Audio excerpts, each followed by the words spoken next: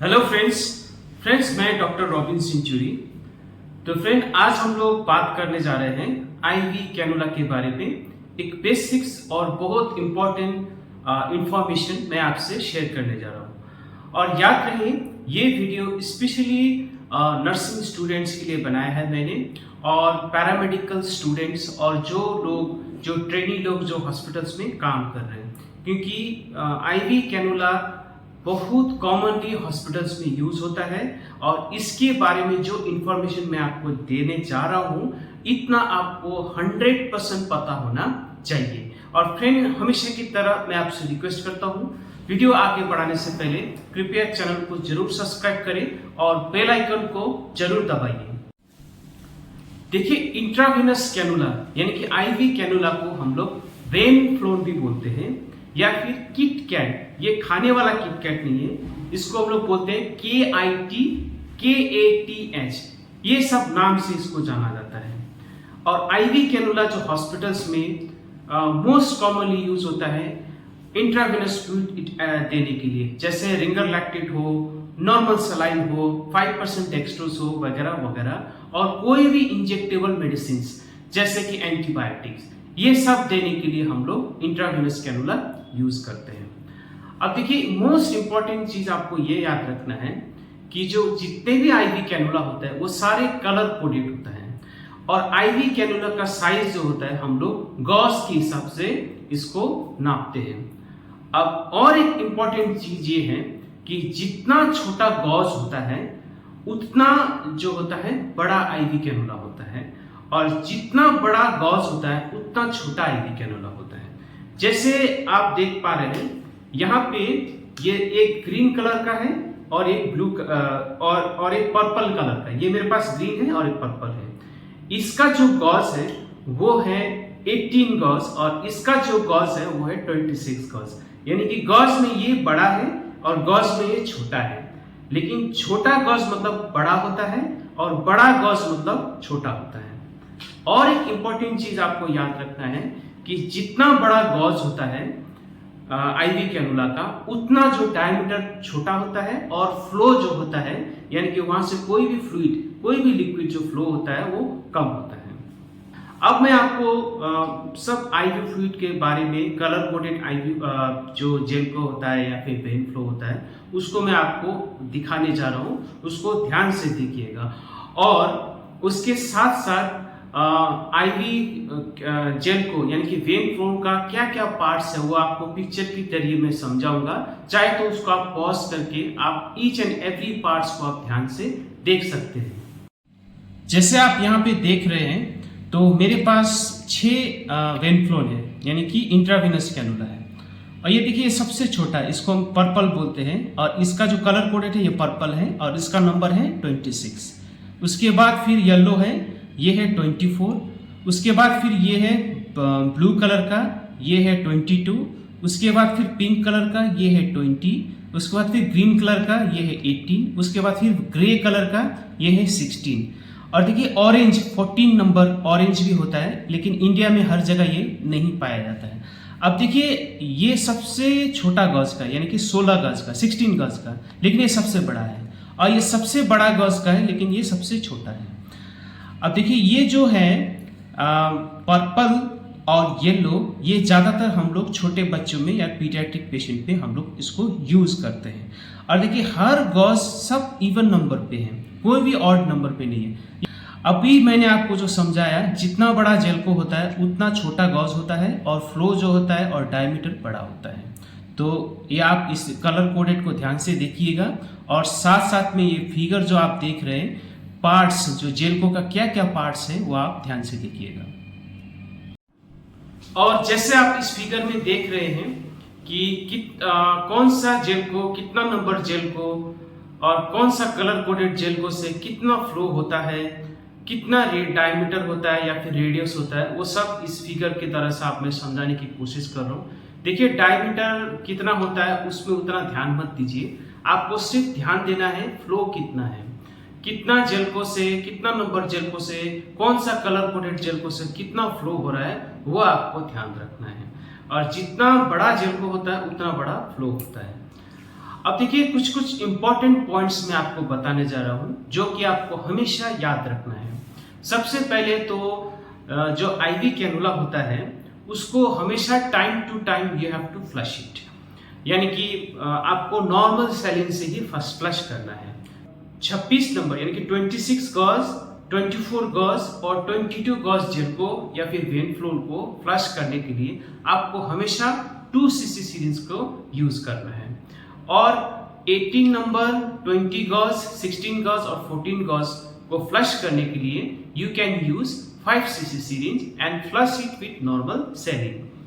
और always try to put a gel को in straight when, जो सीधा जो अच्छा वेन होता है उसी में ही जेल को हमेशा डालने की कोशिश कीजिए, क्योंकि अगर आप टेढ़ा मेढ़ा वेन पे अगर आप जेल को लगाएंगे तो वो फट सकता है और फिर कीक हो सकता है। और याद रहे जो बूढ़े लोग होता है, एल्डरली लोग होता है, बच्चे लोग होता है, उन लोगों का वेन जो होता है बहुत ही फ्रेजाइल होता है और ये जल्दी से खराब हो सकता है और जल्दी से फट सकता है। तो ऐसे लोगों में जेल को करते समय आपको हमेशा ध्यान रखना चाहिए। और जेल को जो होता है हमेशा कभी भी जॉइंट्स में जो वेन होता है वहां पे बिल्कुल भी ना लगाए। अगर आपके पास कोई ऑप्शन नहीं है तो लगा सकते, लेकिन try not to insert the gel को, जैसे यहाँ पे जैसे रिस्ट में हो ज्यादातर और फिर यहाँ पे हो, यहाँ से ज्यादातर हम लोग ब्लड कलेक्शन करते हैं क्योंकि और ऐसे जगह में मूवमेंट होता रहता है तो पेशेंट को पेन भी होता है और जेल को जल्दी खराब भी हो जाता है और किंक भी हो जाता है और उसको स्टेबिलिटी जो होता है अगर आप चिपका के रखेंगे तो स्टेबिलिटी का प्रॉब्लम्स भी होता है। और दूसरा है कि हमेशा कोशिश करें जेल को हाथ में लगाएं, पाँव पे ना लगाएं। अगर आपके पास ऑप्शन नहीं है तो ये लगा सकते हैं। और साथ में जो याद रखें कि अगर किसी को मेंटेनेंस फ्लूइड दे रहा है, आईवी फ्लूइड दे रहा है, तो उसके लिए 22 गॉज जेल को यानी कि ब्लू कलर का जेल को सफिशिएंट होता है।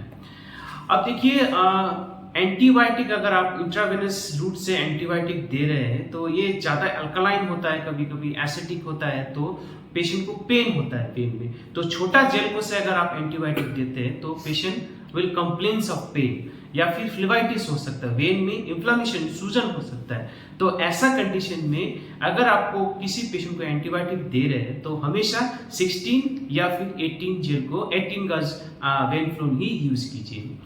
और साथ में बूढ़े लोग जो है या फिर जो एकदम पेशेंट रेस्टलेस है और छोटा बच्चा है तो उसमें वेनफ्लोन लगाने के बाद ट्राई टू यूज स्प्लिंट, जैसे आप इस फिगर में देख पा रहे हैं। अब कोई भी कंसंट्रेटेड ड्रग्स देना हो यानी कि जिसका ऑस्मोलैरिटी ज़्यादा हो, जैसे पोटेशियम क्लोराइड इन्फ्यूजन हो या फिर 3% सोडियम हो, NaCl हो या फिर मैनिटॉल देना हो, तो ऐसी स्थिति में आपको या फिर एक्सटर्नल जुगुलर जो वेन होता है वहां पे जेल को डाल के आपको देना है। जैसे 16 नंबर का जेल को हो या फिर 18 नंबर का जेल को हो, ऐसे आपको देना है। अदरवाइज पेशेंट को अगर पेरिफेरल लाइन में देंगे तो patient will complain of pain, उसको बर्निंग सेंसेशन होता है। या फिर सेंट्रल लाइन है तो और भी अच्छा होता है। देखिए ईजे कैसे डालना होता है उसके लिए मैंने अलग सा वीडियो बनाया है, मैंने डिस्क्रिप्शन में लिंक दिया है, वो आप जरूर देखिएगा। और साथ में KCl infusion, potassium chloride infusion कैसे चलाना होता है उसके बारे में भी मैंने अलग सा वीडियो बनाया है, वो भी मैं डिस्क्रिप्शन में लिंक दिया हूँ, उसको आप क्लिक करके देख सकते हैं।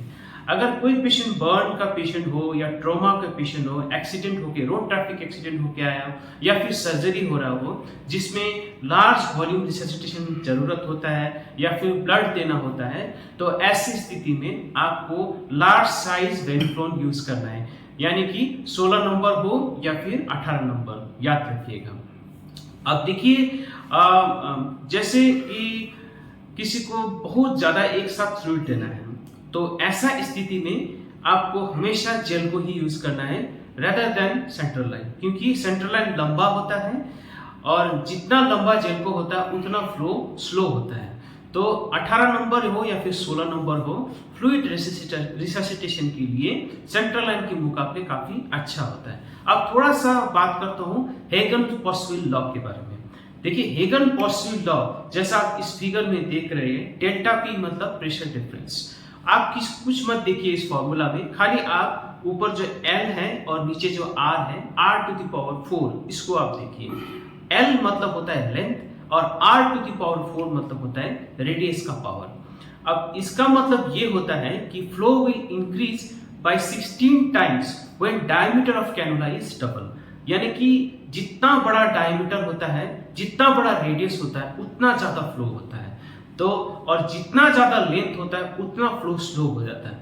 तो इससे आपको क्लियर हो गया है कि किसी को फास्ट एकदम जल्दी जल्दी फ्लूइड देना होता है तो आपको क्यों जेल को यूज करना होता है, वो भी लार्ज साइज का, as compare to central line.